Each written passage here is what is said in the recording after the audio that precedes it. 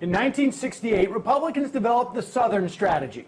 It was a race-based electoral plan to forego the black vote in northern states for white votes in southern states. Lee Atwater, an architect of the plan, explained the theory. By 1968, you can't say nigger, he said. That hurts you, backfires. So you say stuff like forced busing, states' rights, and all that stuff. You're getting so abstract now, you're talking about cutting taxes.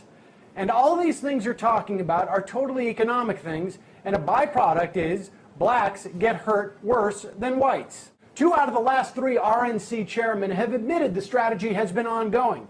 But it seems like Tea Party promoters like Fox News and the perpetually unstable Andrew Breitbart have added a new twist. In addition to their more abstract dog whistles, they've decided to launch Operation Scared Shitless. Obama hates white people. And unless you've suffered a brain injury or you're a Fox Tea Party fan, you probably know the rest of America isn't buying that bullshit. Now, it's That's Bullshit with Sam Seder and Bullshit. And now, Sam Seder. So how does Operation Scared Shitless, Obama Hates White People work? If you're Andrew Breitbart and your selective editing of Acorn videos wasn't embarrassing enough, you show a video of a black woman speaking to an audience. Claim it's a closed blacks-only meeting. Claim her story is about her time as a government worker for the USDA. Edit down a fragment where she says she thought about withholding services from a white farmer, and then you're off to the races. Or race wars. Fox plays the video, Beck plays the video, Tea Party emails start flying. Proof positive Obama's leading the screw whitey charge. Then wait for the Obama administration to show how cowed they are by the slightest, most ridiculous charges to fire said government worker. All of which goes perfectly well until less than 24 hours later, people see the rest of the video and realize the story she tells is about her time not as a government worker, but at a federation set up to help black farmers. That it took place over 2 decades ago, that the story ends with her admonishing herself for taking race into account, and how she ended up spending the next 2 years helping that white farmer save his farm and becoming good friends with his family. It's hard to know who Lee Atwater would feel more embarrassed for.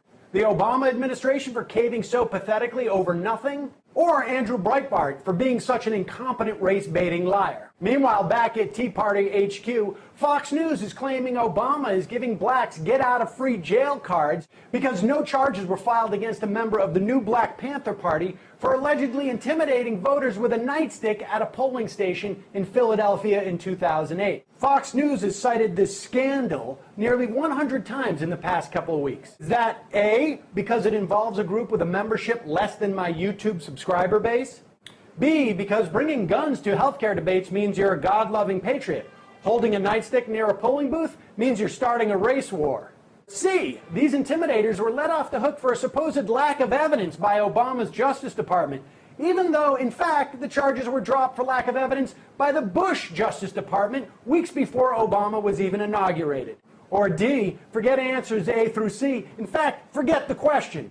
The real question is why these stories about race resonate with such a large part of the Fox audience, otherwise known as the Republican base, aka Tea Partiers. The people all too willing to buy into the idea that our president is in cahoots with costume members of a fringe group who tried to convince their neighbors to vote, are you ready for this, against Barack Obama. Why would that make sense to the Fox Tea Party audience? Because Obama is black, his attorney general is black, Shirley Sharrod is black, and these 2 guys on a Philly street wearing berets are black. 2 black guys, plus 2 black guys, plus 1 black woman, and watch out, Whitey, the race wars are coming.